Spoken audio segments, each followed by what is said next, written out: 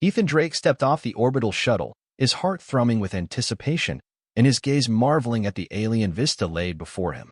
This was HFY 9, a world so distant from Earth that only the bravest travelers dared to make the journey.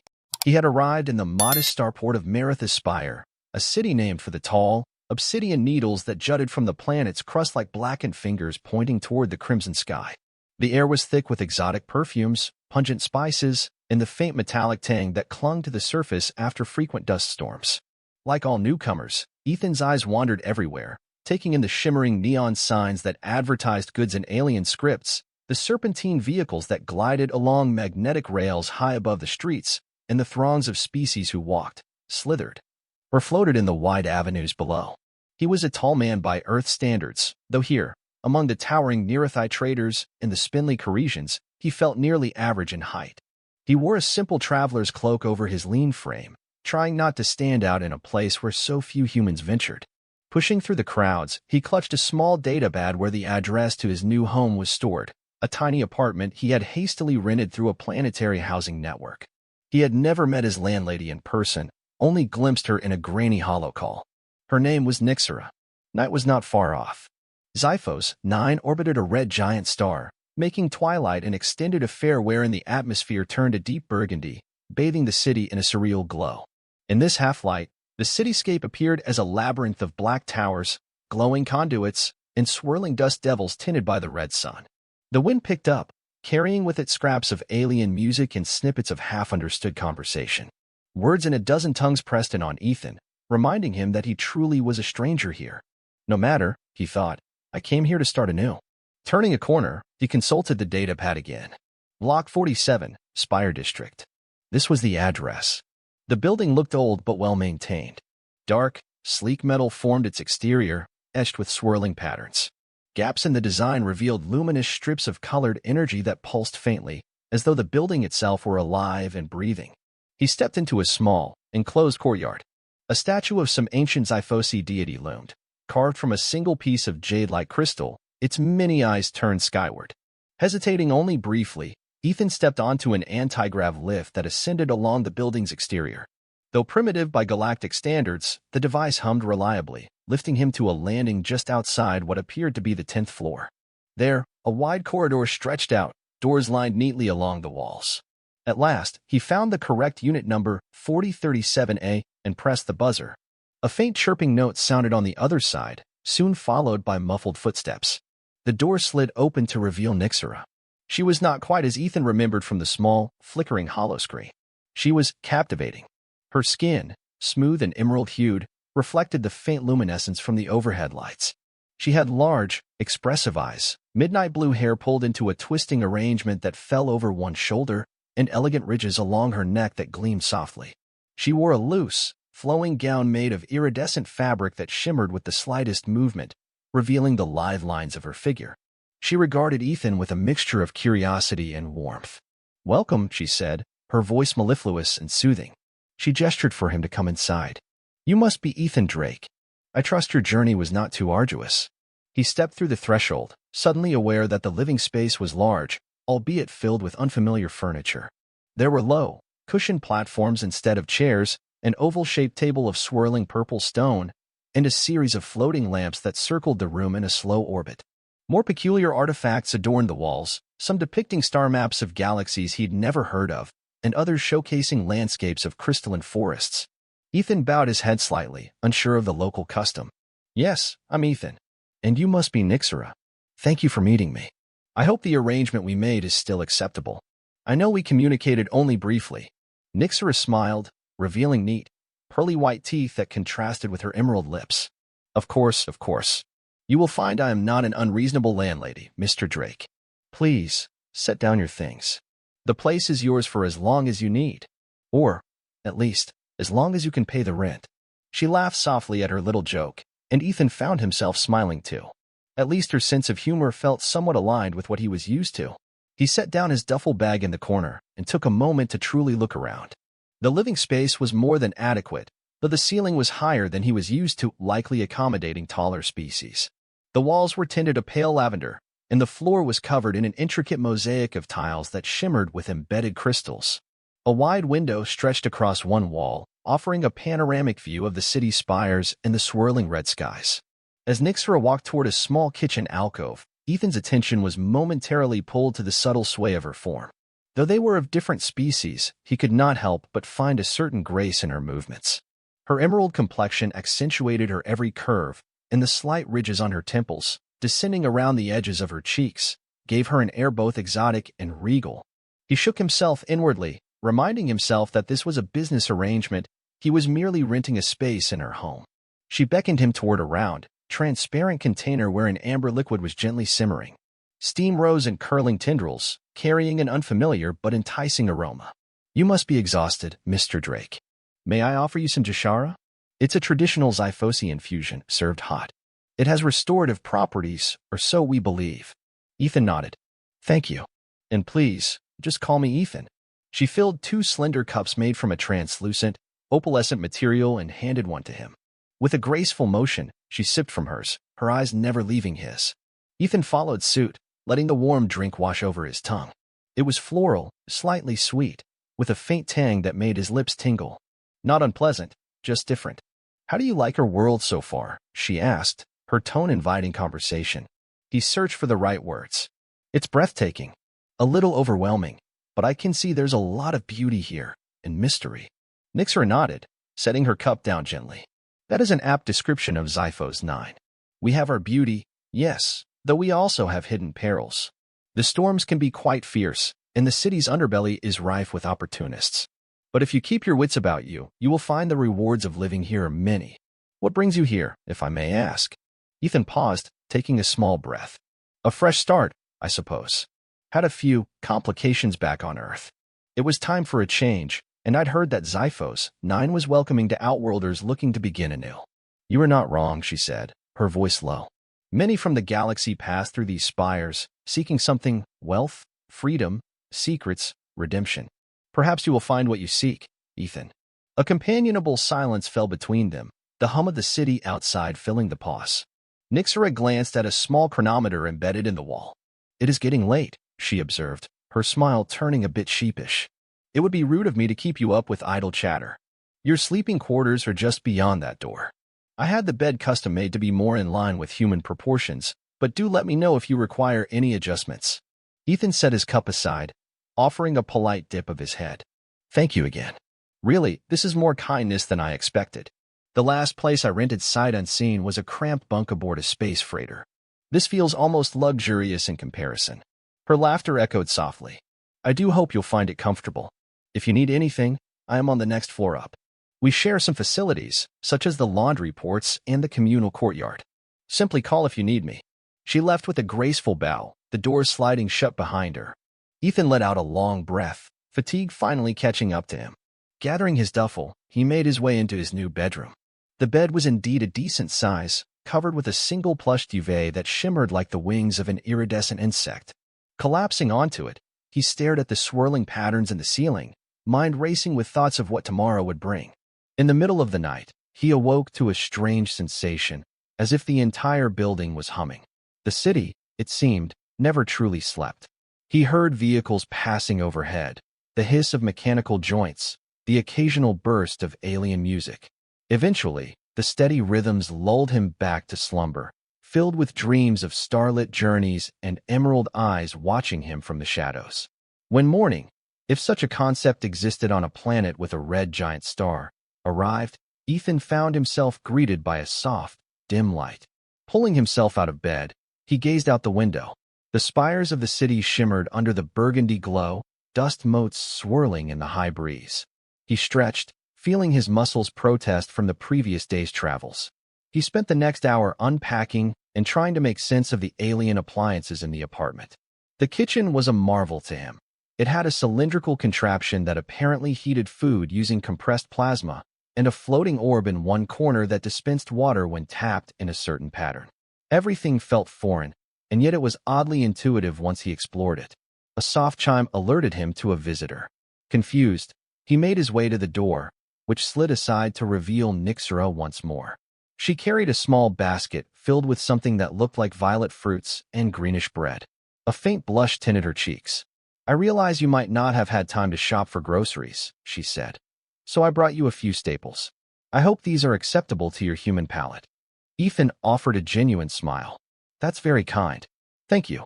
I'm still figuring out how to operate the kitchen, but I'll manage. She lifted an eyebrow, the ridges along her temples shifting. We'll have to get you a proper lesson in SciFi culinary arts. In the meantime, I trust you slept well? Yes, although the city's hum took some getting used to, Ethan admitted. But I find it strangely comforting, in a way. Nyxara nodded. You will adapt quickly, I'm sure. If you need anything else, do not hesitate to ask. She began to turn away, then paused, her gaze dropping briefly to Ethan's midsection. He was in casual clothing, shorts, and a simple shirt from Earth. A puzzled look crossed her features. Tilting her head, she let out an unrestrained laugh. Human, why is there a tiny sandworm between your legs? Ethan's face ignited with embarrassment, following her bewildered line of sight. He realized that the shadow cast by the overhead lights, combined with a protrusion from the shorts, might appear rather odd to someone unfamiliar with human anatomy. Oh, that's not a sandworm. That's just, he stammered, not sure how to broach the topic. Your reproductive organ? Nyxara ventured carefully, her voice a mix of fascination and concern. Forgive me, I don't mean to be intrusive.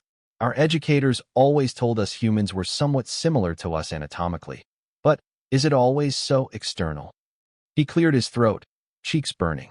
Yes, for males at least. It's, normal where I come from. I promise there's nothing dangerous about it. She smiled in earnest, though her cheeks had darkened to a deeper shade of emerald. I am sorry for my outburst, Ethan. I have limited experience with humans. I never meant to offend. Ethan tried to laugh it off. It's all right. No offense taken. I suppose it's just one of those cultural misunderstandings I'll have to get used to here. Nyxara set the basket down and smoothed a hand over her hair, still seeming flustered. Well, as they say, each species is unique. Perhaps we shall both learn something in the process. Her eyes flicked to his again before she turned to leave, her voice echoing gently behind her. I'll be upstairs if you need anything else. Alone once more, Ethan's heart thudded.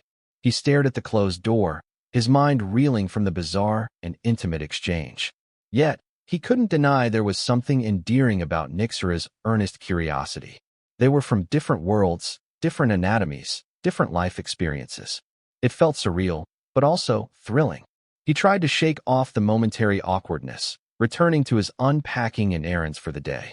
Still, the memory clung to him, surfacing at random intervals and bringing an involuntary grin to his face. Perhaps a spark of attraction was kindling, though he was loath to admit it so soon. He reminded himself that the two of them were merely tenant and landlady. Time passed, and Ethan settled into a routine on SciFi 9. He found temporary work as a translator for a trade consortium, leveraging his knowledge of various galactic languages. Though he was not fluent in the SciFi tongue, he knew enough to navigate the city and pick up new nuances daily. Each morning, he would ascend the building's anti-grav lift to the upper floors, where the rooftop had been converted into a lush greenhouse. Strange, bioluminescent plants grew there under carefully modulated lights, tended by Nyxara. She would greet him with a friendly nod or a brief conversation about the weather, the local markets, or news from the spires. Despite their awkward initial exchange, the two of them developed a friendly camaraderie. Ethan would help fix a malfunctioning conduit or haul supplies.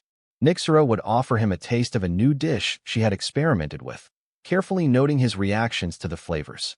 Their chats grew longer, more comfortable, and occasionally more personal. One day, as they sat in the rooftop greenhouse, sharing a dish of candied Zara fruit, Nyxara mentioned an old friend from her past. He and I grew up together, she said, running a slender finger around the edge of her dish. We were close once, but we parted ways. Ethan noticed the sadness in her tone. I'm sorry. Is he still on SciFi 9? She nodded, gaze distant. Varak. He is somewhere in the city. We had disagreements, personal and otherwise. My clan had arranged our pairing, but we were both too stubborn to go through with it on their terms. There's more to it, of course, but, she shrugged, letting the sentence fade. Ethan wasn't sure how to respond, but he felt an odd pang in his chest. Well, if he's still around, do you think you'll reconcile? Nyxara released a slow breath. I doubt it. Our final parting was less than amicable. Jealousy, words spoken in anger. I prefer not to dwell on it. But enough of that. How is your new job at the Trade Consortium? Sensing her desire to change the subject, he obliged, telling her about the eccentric alien merchants who bartered with cryptic gestures and the elaborate ceremonies that accompanied every contract signing. She laughed, genuinely, her eyes lighting up with that same emerald glow that had so entranced him when they first met. In that instant, Ethan realized he had grown to cherish these moments of shared intimacy, the fleeting smiles, the easy banter. He might have come to HFY 9 for a new life, but he found himself staying for reasons more personal and profound. Little did he know, however, that Varak was indeed still in the city, and though time had passed, the old resentments had not died. In fact, they had festered, turning into a bitter fuel for something more dangerous. One evening, as Ethan returned home from work, he found a small metal cylinder slid beneath his door. Curiosity piqued, he picked it up, noticing the ornate designs etched into its surface. The top twisted off easily, revealing a single folded parchment inside, a rare medium in a world dominated by holograms and digital transmissions. Unfolding it, he found writing in the HFY script, which he painstakingly deciphered. Human, keep your distance from that which is not yours. She belongs to me, as she always has. This is your only warning. Ethan felt the hair on the back of his neck rise. A direct threat, and though the writer had not signed it, he had little doubt it was from Varak. The lines were bold, the strokes angry. He refolded the parchment, placing it back in the cylinder, and resolved to speak to Nyxara about it. Yet a gnawing worry took root in him. What if he was bringing trouble to her doorstep? Unsure what to do, he climbed the steps to her living quarters. The door slid open at his knock, revealing Nyxara dressed in a long, flowing robe. She must have sensed his unease because her expression immediately grew concerned. Ethan? What is it? He handed her the cylinder without a word. She read the note, and her face darkened. Varak, she said simply. His words are unmistakable. Ethan watched as a flurry of emotions crossed her features. Anger, indignation, fear. I'm sorry, he managed. I never intended. She stopped him with a raised hand. You have done nothing wrong. His quarrel is with me, though I see he's decided to target you as well. She crushed the parchment in her hand, trembling ever so slightly. Ethan felt a surge of protective instinct. What do we do? Nyxara closed her eyes briefly, steadying herself. We talked to the local authorities, but Varak is cunning. He has connections in the underbelly of Marith's spire. Perhaps it's best we remain vigilant. He reached out, resting a hand on her shoulder, an act that felt strangely natural. She looked up, and for a moment, the weight of fear seemed to lift from her eyes. I won't let him hurt you, Ethan said softly, meaning every word. We're in this together now. She nodded, placing a gentle hand over his. Thank you. In the weeks that followed, the tension only grew. Ethan took precautions, watching his surroundings whenever he left the apartment, taking alternate routes home, carrying a small plasma stunner for protection. Nyxara, too, was uneasy, though she tried to hide it behind her usual grace.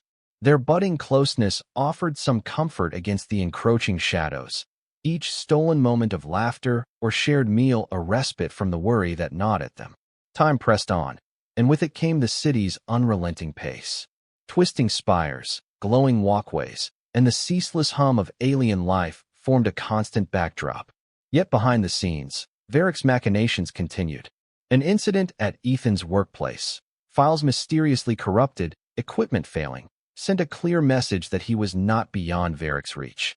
The final blow came when, late one night, Nyxara's greenhouse was vandalized, precious plants ripped from their soil, delicate petals strewn across the floor. Ethan found her kneeling among the ruined flora, tears threatening to fall. She looked up at him with pain etched on her face. He knows how much this means to me, she whispered. Why can't he let go? Ethan knelt beside her, placing a comforting arm around her shoulders. Because he wants to cause you pain.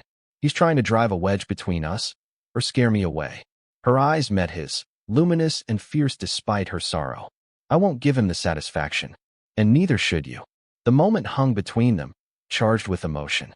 Slowly, as if drawn by an invisible force, they leaned closer, their lips brushing in a gentle, tentative kiss. It was soft, fleeting, yet electric, binding them in a shared vulnerability and defiance. Ethan pulled back, his eyes searching hers. Nyxara. She placed a finger to his lips, her voice barely above a whisper. I know, and I feel it too. This has gone beyond landlady and tenant. In that instant, they both understood that whatever transpired next, their fates were intertwined. The threat from Varak cast a long shadow, but within that darkness, they had found a spark of unexpected hope, something worth fighting for. A new day brought fresh resolve. Ethan set out to confront Varak, or at least to learn his whereabouts. Through a few discreet inquiries in the less reputable quarters of the city, he discovered that Varak frequented a rundown club called the Veil of Twilight. Supposedly, he did business in the back rooms, dealing in contraband technology and strong-arming local merchants. Heart-pounding, Ethan made his way there one evening, the streets lit by neon signs that glowed in violet and gold. Inside, the club was a haze of smoke and flashing lights, with alien patrons swaying to a discordant, rhythmic beat. The air reeked of spiced narcotics, and the walls pulsed with an organic design.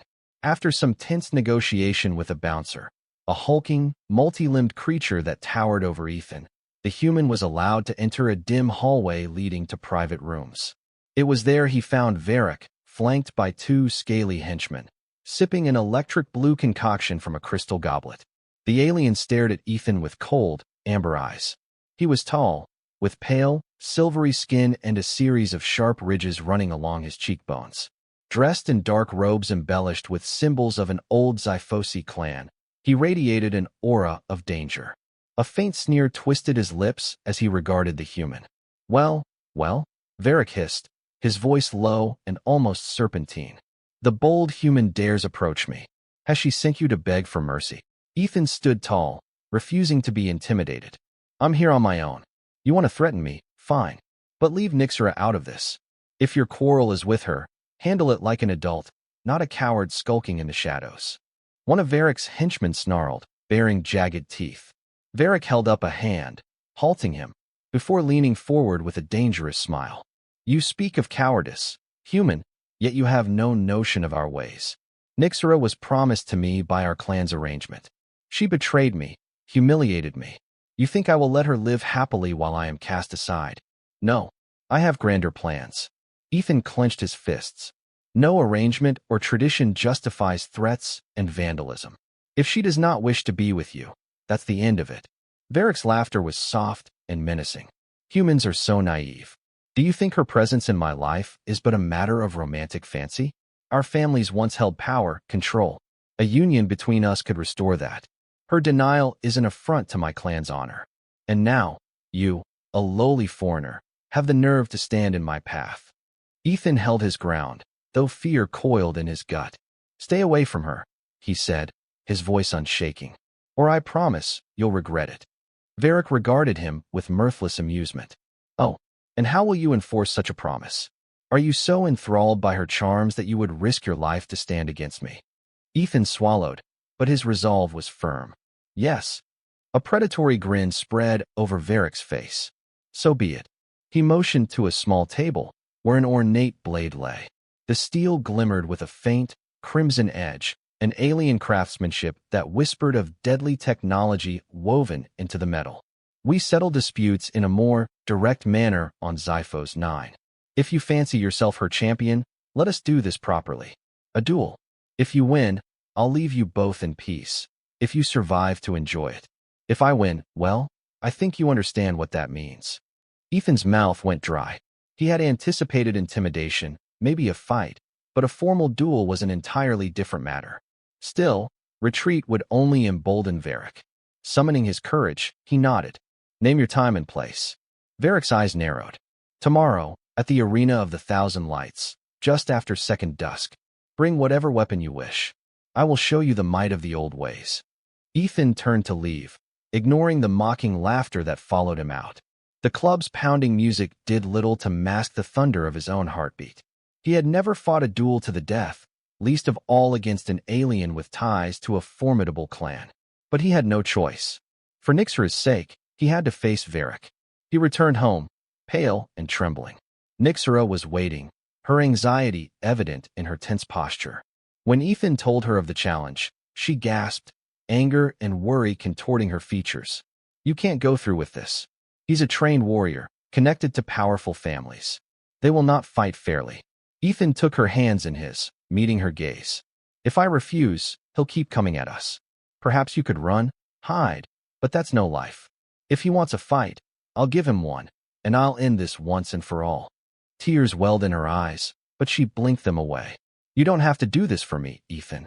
He stroked her cheek tenderly. I do it because I want to. You're important to me. I can't stand by and watch you be terrorized. If that means facing Varak, then so be it. She inhaled shakily. Then let me help you. I know a place, deep in the city, where old masters still teach the use of the Zyphosi dueling staff. It's not much time, but if we can pick up a few techniques. He nodded, relief washing over him that he wouldn't be going into this unprepared. Together, they left the apartment under the cover of darkness, journeying through winding alleys and hidden passages. They eventually arrived at a small dojo, its entrance marked only by a single glowing symbol. Inside, an elderly Zyphosi teacher named Sather regarded them with measuring eyes. At Nyxara's request, he agreed to train Ethan for one cycle of the planet's clock, barely enough to scratch the surface of the dueling arts, but better than nothing. All through the night, Ethan practiced footwork, balance, and the precise angles needed to block or strike with a staff. He learned about the energy-laced edges that could paralyze or slice if swung with the correct motion. Nyxara observed, offering words of encouragement, pressing water and nourishment into his hands when he sagged from exhaustion. When the lesson ended, dawn was creeping through the city spires. Sather looked Ethan in the eye. You are determined, that much is certain. But determination alone may not save you. Still, I have done what I can. Fight with honor and cunning, or else your life is forfeit. Exhausted but resolute, Ethan thanked him. He and Nyxara made their way back to the apartment to rest. Time slipped away in anxious quiet. The day seemed endless, yet dreadfully short. At last, the second dusk arrived, painting the sky in darker shades of crimson. The arena of the thousand lights was a vast, circular structure, open to the swirling winds and tinted sky. Rising terraces surrounded the central platform, lit by countless hovering orbs of illumination, each shining in a different hue. A small crowd gathered, some curious onlookers, some Varak's allies, some from the local watch who sanctioned formal duels. Nyxara stood near Ethan, her face drawn with concern. Varak appeared on the opposite side of the arena, clad in black armor that glinted with embedded crystals. He carried a fearsome blade, its edge pulsating with arcane energy. Stepping forward, the official invoked the ancient protocols. A hush fell over the onlookers, broken only by the crackle of the energy fields that circled the arena. Ethan, heart pounding, gripped his dueling staff, remembering Sather's teachings. Varak's eyes glittered with cruel anticipation. At the official signal, the duel began. Varak lunged forward with startling speed, his blade whirling in a series of arcs that tested Ethan's reflexes. The human managed to parry, staff colliding with the blade in a spray of sparks. The impact jolted him, nearly knocking him off balance. Varak pressed his advantage, unleashing a relentless assault. Ethan retreated, narrowly evading a slash that would have opened his throat. On and on they fought, circled by a ring of enthralled watchers. Ethan drew on every ounce of skill, weaving in feints and swift counters as taught by Sather. It seemed to work for a time, forcing Varak to reassess. In a clash of weapons, they locked eyes, Varak's face twisted with malice. He hissed, spitting out accusations of betrayal, of stolen destiny. Ethan responded only with grim silence, focusing on the next strike, the next block. A slash caught Ethan's side, sending a searing pain through his torso. Blood stained his shirt, but he clenched his jaw and refused to fall. Summoning a final burst of resolve, he feigned left, then pivoted, catching Varak in the leg with the staff's electrified tip. The alien stumbled, but swiftly recovered. The crowd gasped as a beam of energy shot from Varak's blade, scorching the ground near Ethan's feet. Cheating, no doubt, but it was a brutal reality of the duel. Spurred by desperation, Ethan lunged, staff aimed at Varak's weapon arm. Their movements became a blur, sparks flying in the gloom. Then, with a twist of his staff, Ethan managed to disarm Varak, sending the pulsating blade skidding across the arena floor. Seizing the opening, Ethan leveled a powerful strike at Varak's chest, the staff's tip crackling with lethal energy. Varak dropped to his knees, gasping. In that tenuous moment, Ethan stood over his fallen foe, staff humming menacingly. Adrenaline surged, his chest heaving. Should he deliver a final blow, or show mercy? Voices clamored from the stands, some calling for Varak's end, others merely watching in shocked silence. For Nyxara's sake, Ethan chose mercy. He deactivated the staff's energy, stepping back. "I've beaten you," he said, his voice hoarse. "It's over. Leave us alone." Varak glared, hatred burning in his eyes. Blood trickled from a cut on his forehead. He spat on the arena floor, but the official declared Ethan the victor, raising his arm in a formal gesture.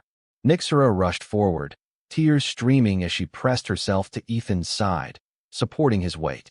He looked down at her, wincing at the pain in his side, but feeling a surge of triumph and relief that overshadowed it. Varak's allies helped him to his feet, and he limped away with a spiteful glance. For the moment, the threat was ended. The watchers dispersed, some muttering that the duel was a testament to human grit, others lamenting that Varak had been defeated. Nyxara guided Ethan back home, where she treated his wounds with a salve that glowed faintly in the dim light of the apartment. Each application of the ointment brought sweet relief, a gentle numbness easing the worst of the pain. Her hands moved with deft care, her face etched with worry. When she was done, she looked at him with eyes shimmering in gratitude. "You could have killed him," she whispered. Ethan reached up, brushing a strand of her midnight blue hair from her cheek. "I want a life with you that isn't stained by unnecessary bloodshed. We've had enough threats and fear." She lowered her eyes, a tremor in her voice. "Are you sure you still want that life with me? My past nearly destroyed you." Varak was just one piece of the puzzle. His hand slid to hers, fingers entwining. "I'm certain. If there's one thing this duel has taught me, it's that what we have is worth fighting for." He paused, gathering courage. "Nyxara, come with me to Earth. There's a whole universe out there, but I can show you my world. Maybe we can find a place for us to truly start over." Tears welled in her eyes again, though they glistened with joy this time. "I would like that," she said, voice quivering. She leaned in, pressing her forehead to his, her warmth enveloping him in a tender embrace. Their lips met, slow and gentle, sealing a wordless promise that stretched beyond star systems. The faint hum of the city outside seemed to soften in deference to their moment. When they finally parted, the future lay open before them, a path uncertain, but bright with possibility. Over the ensuing days, Ethan and Nyxara made arrangements to leave Xiphos 9. Word of the duel had spread, ensuring Varak would not dare challenge them again so soon, yet caution remained prudent. With the help of Ethan's contacts at the Trade Consortium, they booked passage on a starliner bound for Earth. The city of Marith's spire receded into memory, a place of trials and revelations. On the day of their departure, Nyxara locked the door of the apartment for the last time. As they stood by the starport's boarding gate, an attendant announced the final call. With Nyxara's hand in his, Ethan turned for one last look at the swirling burgundy sky that had once seemed so alien. It was still alien in many ways, but it had become the backdrop to a chapter of his life he would never forget. A chapter of discovering love in the unlikeliest of places, of battles fought and won, of differences bridged. They stepped onto the starliner, finding their seats in a cozy alcove that overlooked the cargo bay. The engines hummed, thrusters engaged, and soon the vessel broke free from Xiphos 9's gravity well. The planet shrank below them, a dark sphere haloed in crimson light. Nyxara squeezed Ethan's hand, and he smiled at her, heart full of hope. Though storms still brewed in the corners of the galaxy, for now, they had each other, and that was enough. Their journey home, and the future beyond it, awaited them, lit by countless stars, bound by love that knew no boundary of species or distance. They set course for Earth, forging a shared destiny among the cosmos, determined to face whatever new marvels and dangers the universe might bring. And so, in the hush of the starliner's cabin, with the stars glinting like diamonds in the void, Ethan Drake turned to his emerald-skinned beloved and whispered, "We're free." Nyxara's smile, radiant as any constellation, was all the answer he needed. The story, for them, was just beginning. Epilogue. Long after their ship vanished into the depths of space, the citizens of Maratha's spire spoke in hushed tones of the human who dared stand against an estranged son of Xiphos. 9. Though few glimpsed the duel in person, stories spread from tavern to marketplace, weaving Ethan Drake into local legend. Some versions claimed he fought with lightning coiling around his staff. Others whispered that Nyxara's tears formed protective runes in the arena's very stones. In time, the truth became tangled in myth, and only the faint echoes of a determined heart and a fearless emerald gaze remained. Meanwhile, across the light years, Ethan and Nyxara forged a home on Earth. Settling in a modest coastal town, they found that even the simplest human customs, like feeling warm sand between toes or tasting the crisp salt of the sea, thrilled Nyxara. She, in turn, enchanted the locals with her exotic beauty and gentle grace. There were no more formal duels, no ominous threats, only the sweetness of everyday life. They grew herbs in a small garden behind their rented cottage, and at night, they stood hand in hand by the shore, gazing at the moonlit waves and dreaming of far-flung worlds yet to be seen. One evening, after the sky had burned pink and gold, they ventured into town, where a small celebration was underway. Lanterns glowed, music drifted, and laughter rang out among neighbors. Arm in arm, the human and the Xiphosi strolled past curious, friendly faces. Some older folk paused to marvel at Nyxara's emerald skin, recalling a time when the notion of alien life was more rumor than reality. Yet no one questioned their bond. And in that acceptance, they discovered a kind of peace they had both yearned for, an acceptance that bridged two hearts once separated by a universe. Though challenges would come, the memory of Varak's cruelty and the uncertain future of interstellar life always lurking, Ethan and Nyxara stood firm together. Their love had been tested by distance and danger, and each day they chose to protect it, nurture it, and let it flourish. Hands entwined, they walked forward into the quiet miracle of ordinary moments, hearts warmed by the promise that no matter the color of the sky, they would face it as one. And in the hush of midnight, beneath Earth's canopy of stars, they would often remember the question that first bonded them. "Human, why is there a tiny sandworm between your legs?" They would share a private laugh, reminded of the day curiosity sparked a love that soared beyond any spire, any planet, any star. And with that memory, humorous and precious, they sealed their present contentment and their hopeful future, side by side.